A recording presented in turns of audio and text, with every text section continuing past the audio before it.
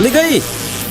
Ligou? Mas é pra ligar onde? Na verdade, é claro. Ah, tem que ser ligado na verdade. Ligado na verdade. Muito bom nosso podcast Ligado na Verdade, de volta com você aqui na sua Rádio Ceará, você que está com a gente através do seu radinho, você que está conosco pela internet, fique à vontade e, é claro, compartilhe esse podcast com muita gente, porque vai ser bom demais, né, meu amigo Inácio? Isso aí, João, mais uma vez estamos por aqui, mais um episódio do nosso Ligado na Verdade, né? E eu fui incumbido de apresentar o nosso participante aí de hoje aí, né? Como sempre, de vez em quando nós conseguimos a honra de ter o tempo de participantes de peso, né? Exatamente. E é a segunda vez que ele participa do podcast. É, rapaz. O pastor Kelso Clark tá com a gente, né? Ele que é bacharel em comunicação social pela UFC, né? A Universidade Federal aqui do Ceará. E também tem mestrado em teologia no Central Baptist Theological Seminary, nos Estados Unidos, Tinha lá em que Minnesota. ser você para apresentar, que eu não sei falar inglês não, viu? Meu inglês não é essas coisas também não. E também é missionário da BGFM Global com ênfase em ensino e pregação e membro da Igreja Batista Luz do Mundo em Fortaleza, né? Então, e professor exato. do CIBIMA, né? É, isso aí. Inclusive professor de escatologia, pastor Kelso Clark, prazer tê-lo conosco novamente aqui no nosso podcast. Ok, o prazer é todo meu, João Lucas, estar aqui com você, com o Inácio aí também, e para todos os que estão nos ouvindo aqui agora, que bom, espero que esse tempo aqui, essa conversa seja bem edificante para todos nós, e novamente, é uma honra para eu estar aqui com vocês novamente.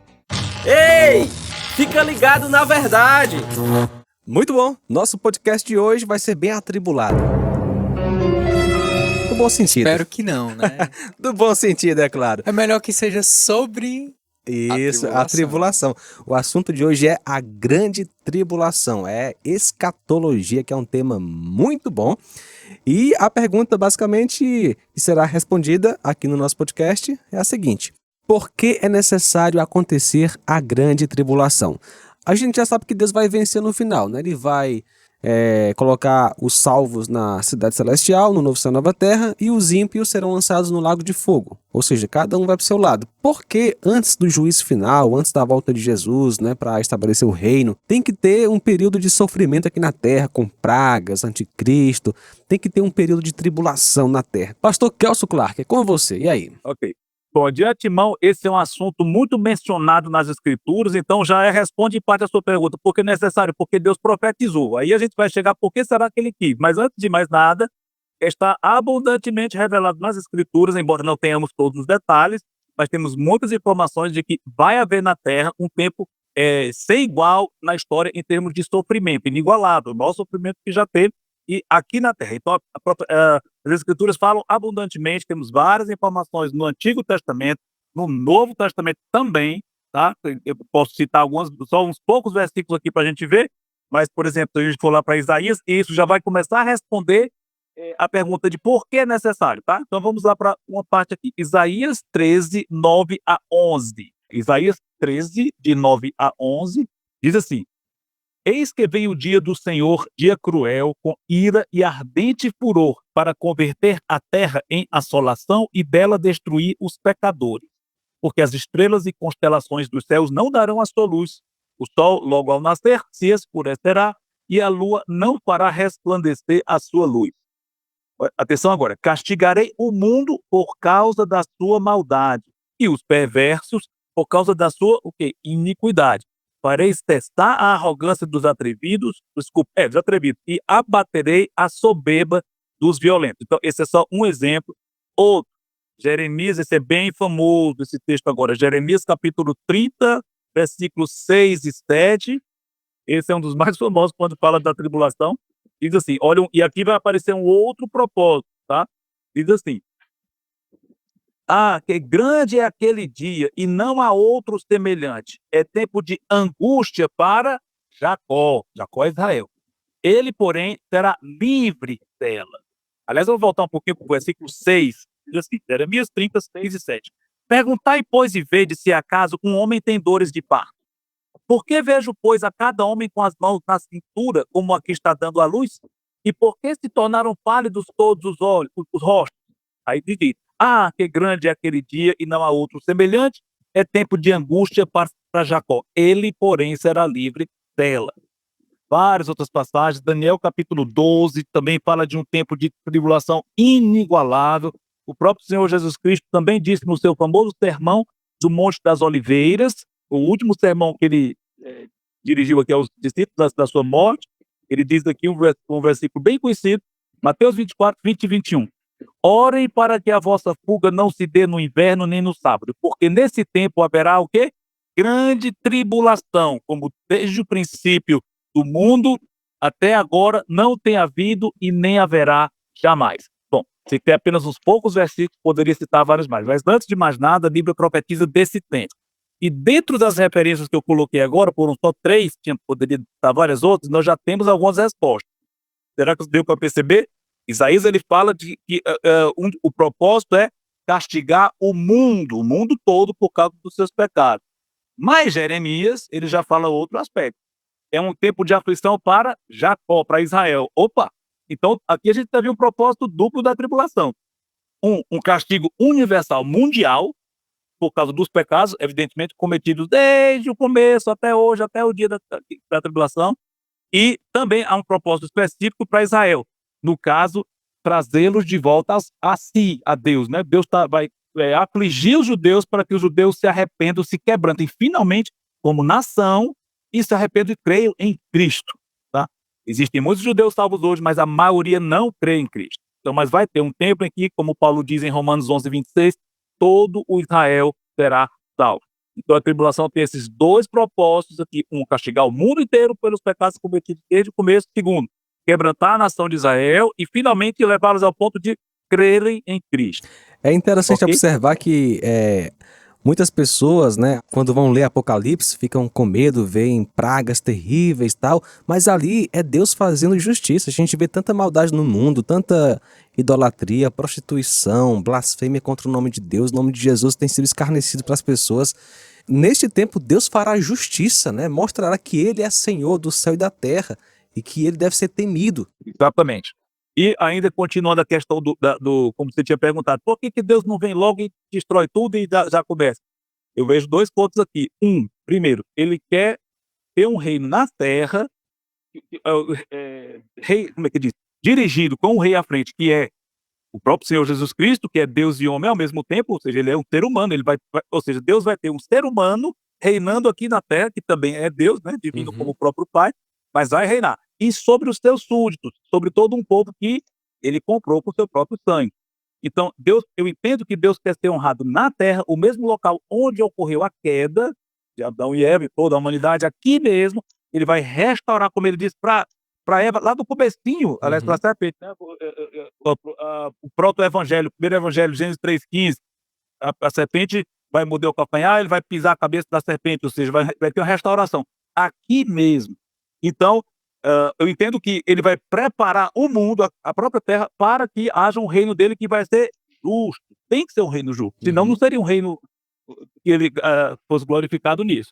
Para isso, os ímpios vão ter que ser banidos. Então, é uma espécie de purificação, entendo eu. Muita gente vai morrer durante a tribulação, e os que não morrerem, Cristo vai, quando voltar, vai separar os que são salvos e os que estão perdidos, vai banir os perdidos, e os salvos vão entrar no milênio. Então, aí vai começar o reino milenar de Cristo nessa mesma terra. Então, como é aqui na terra, Deus vai preparar o próprio ambiente, a terra, para que isso venha acontecer. E também, assim, o senhor mencionou o milênio, daí já também podemos ter uma resposta por que ele não vem logo resolver de uma vez por todas, porque ele tem que cumprir também promessas feitas a Israel, né? Muitas promessas, né? Perfeitamente. E além desse, muito bem lembrado isso, e além desse propósito, a gente vê também misericórdia dele. Porque mesmo no tempo de tribulação, com o juízo sendo derramado, a ira dele sendo derramada, muitos vão se converter. Muitos, tanto judeus como gentios. Muitos vão se converter, a maioria não. Mas o pouco que for se converter ainda é muito, né? Então, pela misericórdia de Deus, ele vai salvar pessoas mesmo durante esse período de grande juízo. Então eu vejo esse aspecto também. Tamo junto, no Ligado na Verdade. Agora, pastor, eu creio que muita gente deve estar se perguntando. Tudo bem, vai ter um período de tribulação. Quanto tempo vai durar? A Bíblia revela quanto tempo vai durar essa grande tribulação, esse período. A gente sabe que o milênio são 1000 anos, nós queremos, eu creio nisso como algo literal, mas né, um pouquinho antes ali, a tribulação, quanto tempo dura, de acordo com a Bíblia? Ok, excelente pergunta. Não há um versículo claro que diga vão ser 7 anos. Porém, você juntando as peças do quebra-cabeça nas escrituras, você chega a esse montante, digamos, a esse prazo, digamos assim. Então, existe uma profecia em especial em Daniel capítulo 9, versículo 27, que fala de semanas de anos. E é um assunto mais vasto, não dá para explorar aqui agora. Mas resumindo, ele diz que vai ter um prazo para Israel. O que vai acontecer no fim? Israel vai ser salvo. Mas que prazo é esse? Ele fala de 69 semanas de anos, ou 60 vezes 7, 69 vezes 7 no caso, mas a última semana, os últimos 7 anos, estão separados dos outros. Ele não diz isso na própria profecia, mas dá para, pelo próprio estudo do texto, a gente pode entender isso. Talvez seja um pouco complicado aqui entender isso. Seja como for, Deus diz para Daniel, vai ter um prazo no fim do qual Israel vai ser salvo. Todo Israel vai ser salvo. Pronto. Estou parafraseando, a Bíblia não diz exatamente dessa forma. Que prazo é esse? 70 semanas. Entendemos que seja de anos, ou seja, 490 anos. Só que, quando a gente vê as características do que vai acontecer nesse período, a gente entende que da semana 1 até a 69 já foram cumpridas. E quando é que a semana número 69 foi cumprida? Na morte de Cristo, quer dizer, na vinda de Cristo, na entrada triunfal, no ministério dele, e depois disso ele morreu. Pronto. Faltou uma semana de anos, ou seja, 7 anos. Cadê esses 7 anos? Nunca foram cumpridos. Eu entendo que Deus está fazendo uma espécie de intercalação, parênteses, seja qual for o nome que você coloca, mas eu entendo que ele parou de trabalhar com a nação de Israel como um cronômetro que para e se voltou para trabalhar com os gentios, a igreja. Então, durante esse tempo, ele não está tratando com a nação, o cronômetro está parado, mas vai ter um tempo em que ele vai tirar a igreja do planeta e vai voltar a tratar com Israel. Aí ele reaciona o cronômetro dele e vai começar os 7 anos finais, a última semana de ano.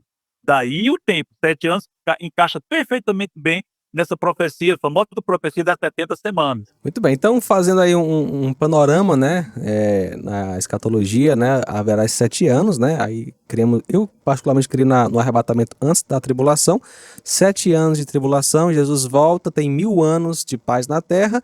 No final dos 1000 anos, uma rebelião ali, onde Deus ele encerra matando todos com fogo que desce do céu. Haverá a destruição da terra, céu, todo esse universo. Haverá um juízo final e haverá novo céu, nova terra para os salvos e lago de fogo para os perdidos. Agora, pastor, diante disso tudo, né? Como a pessoa que está agora nos ouvindo pode escapar da ira de Deus? Pode ter a salvação e poder tá com Deus para sempre no céu e escapar da terrível, porém justa ira de Deus? Só tem um jeito, crer em Cristo, e na hora que crê, os pecados dela são totalmente tirados, porque ele terá pago o pecado dela, na hora e aplicado o sangue dele naquela pessoa que creu e se entregou a ele, e ali ela escapa totalmente da ira. E mesmo que alguém morra antes da tribulação, que não vai enfrentar a ira de Deus aqui na tribulação, mas vai enfrentar a ira de Deus no tribunal, no juízo final. Ela vai escapar, ela não vai ser nem julgada. Cristo fala que quem nele crê, nele próprio, não é nem julgado, escapa desse juízo. Então é isso, crendo no Senhor Jesus Cristo, isso pode acontecer uma vez por todas, não é um processo, é uma vez, uma entrega pessoal, e pode ser feito hoje, agora. Na hora que a pessoa estiver ouvindo isso, se ela crer e se entregar a Cristo, dizer, Senhor, perdoa meus pecados, eu quero ser teu. Pronto, naquele momento ela escapou totalmente da ira futura. Eu gosto do termo, né? A ira do cordeiro, né? Lá em Apocalipse. Mas se você for pensar, a ira, você poderia imaginar do leão, mas não, é do cordeiro, né? Ali já está fazendo uma alusão à morte do Senhor Jesus, né? O que ele fez por nós, né? Interessante como você colocou bem, eu estava até pensando nessa referência, mas é exatamente isso. Apocalipse, no capítulo 5, fala de Cristo de duas formas. Ele é o leão da tribo de Judá e também é o cordeiro que foi morto. As duas imagens cabem nele. Ele precisou ser sacrificado para reinar como um rei humano e ao mesmo tempo divino, com todo o poder, com toda a autoridade sobre o seu povo também. É cordeiro e leão. Muito bem, pastor Kelson, obrigado por participar. Foi um prazer muito grande tê-lo conosco novamente, que tenhamos outros momentos, se Deus assim permitir, né? Prazer todo meu, e se Deus quiser teremos novas oportunidades. A menos que Jesus volte antes, né? Pois é, né? Sabe? Que é o melhor de tudo, com certeza. Viu? Grande abraço para vocês e para os ouvintes também. Igualmente, você que esteve conosco, compartilhe este podcast aí com muita gente, com seus amigos, com sua família, e muito obrigado por nos acompanhar. Até a próxima. E aí, curtiu? Podcast Ligado na Verdade é uma produção da Rádio Ceará FM 102,7.